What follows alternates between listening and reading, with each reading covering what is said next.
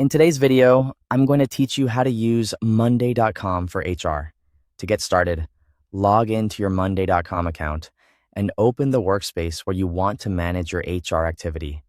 This keeps everything in one place and makes it easier to organize employee information, candidate tracking, and internal HR requests. Once you're inside the workspace, click the plus button beside the workspace name to create something new. From there, create a new board for HR management. When prompted, enter a clear name for the board so it's easy to recognize later. A simple, descriptive title works best, especially if your team manages multiple boards. Now you can begin adding items to the board. These items can represent employees, job candidates, or HR-related requests, depending on how you plan to use the board. In the first column, enter the employee or candidate name.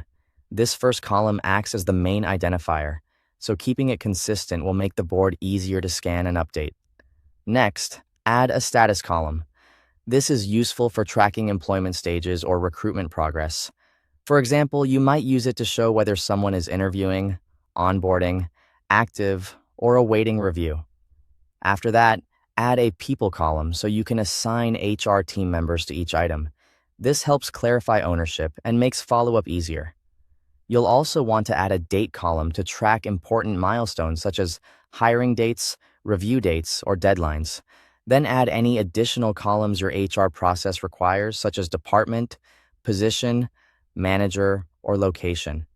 These details make the board much more useful when you need to sort, search, or report on information later.